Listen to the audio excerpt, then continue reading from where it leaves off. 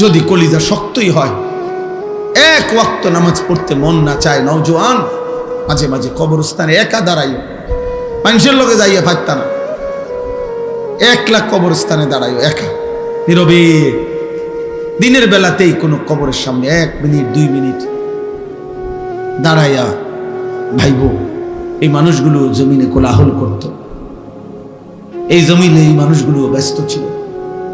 আজ পৃথিবী ঠিকই আছে, ওরা আর নাই। আকসিরু যিকরা হাদিমিল লাযযাত, আল্লাহ নবী সাল্লাল্লাহু আলাইহি ওয়াসাল্লাম বলছেন, উম্মত সমস্ত স্বাদ, আনন্দ, উল্লাস, ফুর্তি, সব মজা শেষ করে দিবে যেই মৃত্যু, সেই মৃত্যুকে বেশি বেশি স্মরণ করো। সব সব ঠান্ডা করে দিবে, সব স্তব্ধ করে, সব স্তব্ধ করে। আল্লাহ তাআলা বলছে, মিনকুম মান ইউতাওয়াফা মিন ক্বাবলু, আমার বান্দা মনে রেখো আমি কিন্তু সকলকেই যুবক, সকলকেই বৃদ্ধ বানাই না। মায়ের পেট থেকে বের করার পরে চলতি পথে আমি আল্লাহ তাআলা অনেককেই মৃত্যু দিয়ে ফেলি। দেখ কথা বলে না, জন্মিলেই তো বুড়া হয়, প্রত্যেকটি বাচ্চাই তো নিশ্চিত বুড়ো হয়, বুড়ো হয়। 3 বছরের বাচ্চা কবরে নাই, 3 দিনের বাচ্চা কবরে নাই, 6 বছরের বাচ্চা কবরে নাই। তাইলে তুমি কোন হিসাবে ভাবছো তুমি আরো 30 বছর বাঁচবা? আমাদের মাওলানা মুতালেব হোসেন সালিহি, আমার বন্ধু, মাওলানার ওর মেয়ে বাচ্চা হয়েছিল 1 মাস 1.5 মাস, 1 মাস হয়েছে মনে হয়। এই গত 3 দিন আগে এই বাচ্চা অসুস্থ ছিল, 1 মাসের বাচ্চা, 1 মাস। ঢাকা নিছে, মোহাম্মদপুর শ্যামলী বড় হসপিটালে ভর্তি করাইছে। আগের দিন রাত্রে আমারে ফোনে কইতেছে, আনিস, আমি বললাম কি অবস্থা বাচ্চার? ডাক্তারে কি বলুন? মাশাআল্লাহ অনেক ভালো আছে, বলতেছে চিকিৎসা অনেক সুন্দর, ভালো হসপিটাল, খুব বড় সড়ো, অনেকক্ষণ বলল। পরের দিন আবার রাত্র 12:30টার দিকে আবার ফোন দিছে, ফোন রিসিভ করছি আর দেখি ও কাঁদতেছে। আরে কি হইল রে, কাঁদোস কেন? আমার আদরের বাচ্চা, কোলের বাচ্চা মারা গেছে, এই 1 মাসের বাচ্চা মারা গেছে, রাত 10টায় মারা গেছে। তখন আমি যখন শুনছি তখন 12:30 বাজে। পরে কথা বলতেছি আর সান্ত্বনা দিতেছিলাম, তো বললাম যে বাচ্চাটা এখন কোথায়, তুই কই এখন? তো একটা কথা বলছে, কয় গাড়িতে আমি আমার বাচ্চারে কোলে নিয়ে আইতেছি, আমার বাচ্চা আমার দিকে তাকায় আছে। কি ভাই, 1 মাসের বাচ্চা, এক বাবা মনে করেন সেই ঢাকা থেকে লাকসাম পর্যন্ত এই 5-6 ঘন্টা রাস্তা, ছোট্ট মাসুম বাচ্চা মৃত, যে বাবা কোলে করে নিয়ে আসছে, তার কলিজাটা তখন কেমন লাগছে? কে তোমাকে নিশ্চয়তা দিল বাবা তুমি আগামীর ভোর দেখবা? প্রতিদিন প্রতি রাত ভোর হতে কত মানুষের জানাজার এলান হয়, এমন একটা এলান কি তোমার জন্য হবে না? খবরের কথা শুধু গজল শুনলে হবে? এটা শুধু গজলের জন্য? এ তো ফিকিরের জন্য, এ তো ভাবনার জন্য, চিন্তা ফিকিরের জন্য। এজন্য আজকে আমি মূল কথা, মোটা কথা এটা বললাম, একজন মায়ের পবিত্র দুধ এভাবে ভুলে গেলা, যে মা 2 বছর দুধ পান করাইলেন, এক মায়ের 9 মাসের গর্ভ এভাবে ভুলে গেলা, এত বড় সৃষ্টিকর্তা মহান আল্লাহকে এভাবে ভুলে গেলেন। এমন রবকে ভুলা যায়? এমন মালিককে কেমনে ভুলে মানুষ? এমন রবকে কেমনে সেজদা না দিয়ে পারে? যে রব আমার 24 ঘন্টা আমার অজান্তে, আমি জানিও না আমার কি জরুরত, আমার সে মালিক আমার সকল প্রয়োজন প্রতি মুহূর্তে যিনি পালন করছেন, আমার কাছে পৌঁছিয়ে দিচ্ছেন, এমন রবের নাফরমানি কিভাবে? তাফসীরের মধ্যে আছে রব কাকে বলে? রব বলে ওই সত্তাকে যিনি কোনো বস্তুকে, কোনো জিনিসকে, কোনো কিছুকে তার একেবারে প্রথম অস্তিত্বের প্রথম মুহূর্ত থেকে নিয়ে চূড়ান্ত শেষ পর্যন্ত ধীরে ধীরে সে বলুক বা না বলুক, জানুক বা না জানুক, বুঝুক বা না বুঝুক, তার সকল প্রয়োজন যথা সময়ে যিনি নিজ ইচ্ছায় পৌঁছাচ্ছেন, দিয়ে দিচ্ছেন, ব্যবস্থা করছেন, এমন সত্তা, এমন মালিককে বলে রব। আর সেটা একমাত্র করছে আল্লাহ। এমন রবকে ভোলা যায়? এমন মালিককে সেজদা না দেয় মানুষ? আস্তাগফিরুল্লাহ, আস্তাগফিরুল্লাহ। এজন্য বেনামাজি মূলত নিমক হারাম। আমাদের নিমক হারাম মানে কি? যার ঘরে ভাত খাইছিল, নুন খাইছিল, এখন তার দিকে উল্টাইয়া তাকাইছে, অনা তারে চেনে না, এরই তো সমাজে কয় নিমক হারাম। মানে নিমক মানে নুন।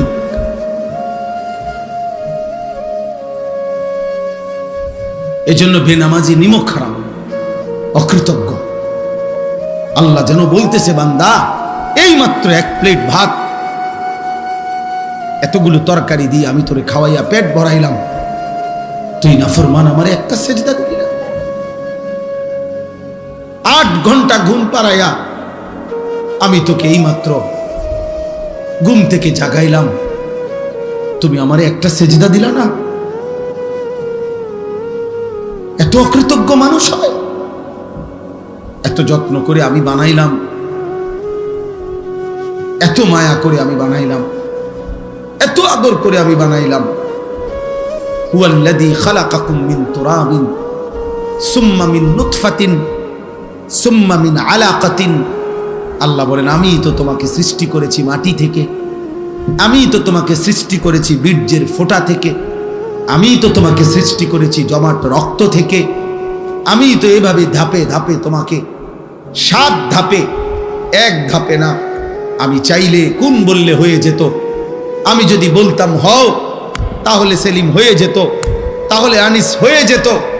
আল্লাহ বলে না, আমি আল্লাহ মায়ের অন্ধকার জরায়ুতে, মায়ের অন্ধকার রেহেমের ভিতরে কাউকে না ডেকে, অন্ধকারের ভিতরে আমি আল্লাহ একাকী আমার নিজ কুদরতি হাতে আমার যত্নে বান্দা আমি নাক লাগাইলাম, চোখ লাগাইলাম, হাত লাগাইলাম, এমন সুন্দর আকৃতি দিয়ে আমি আল্লাহ শরীর গঠন করে সুম্মা ইউখরিজুকুম তিফলান, এক ছোট্ট ফুটফুটে বাচ্চা হয়ে আমি আল্লাহ মায়ের পেট থেকে বের করে আনলাম।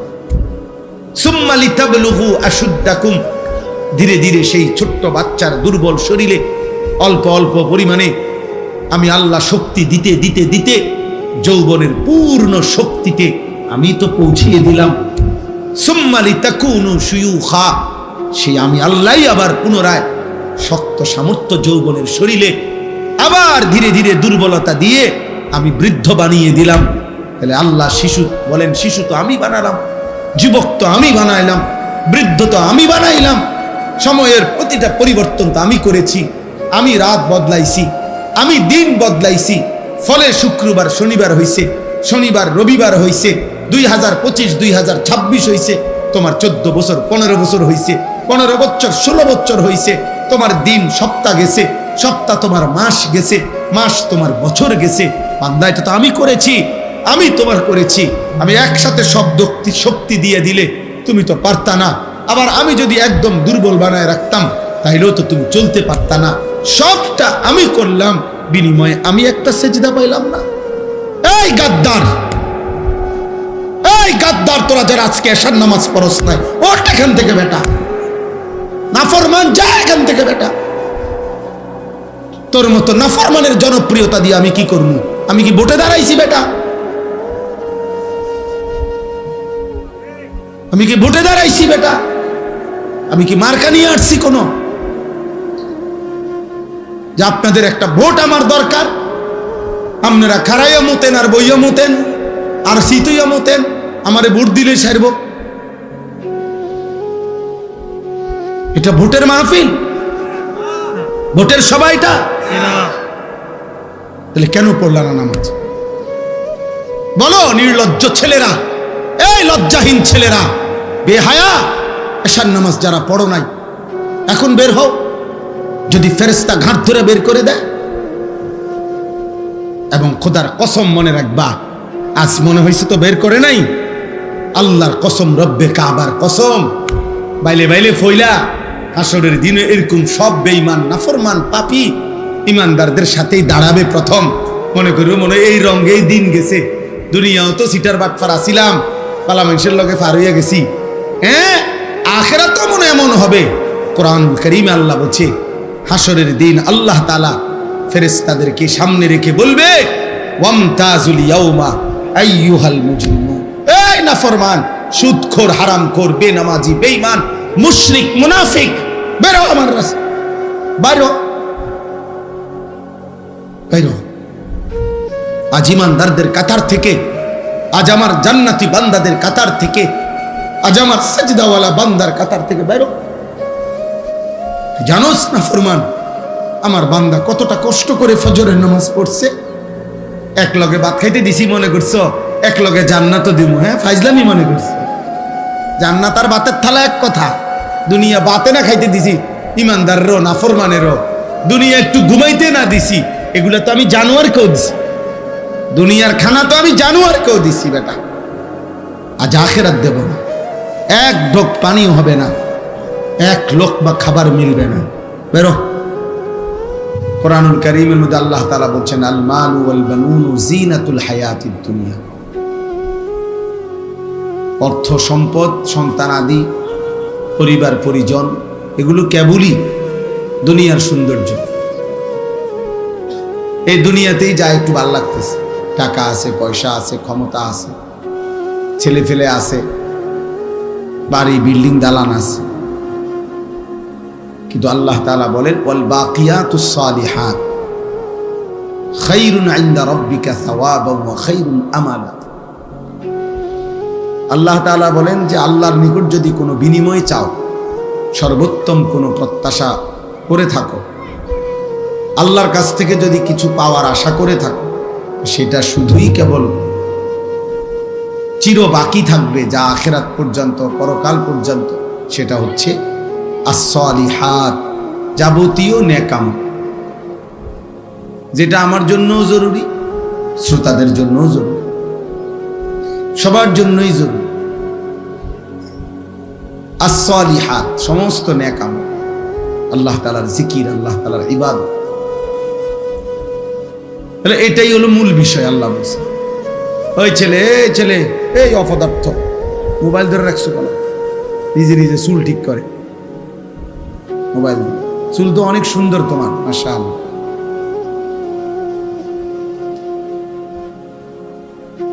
মোবাইল চালায়ও না, মোবাইল ছাড়া। আমি এটা অটোমেটিক, আল্লাহর মেহেরবানি, আমার এটা নজরে মোটামুটি চোখের রেঞ্জ যে দূরে দূরে, এরপরে চশমাও তো আছে।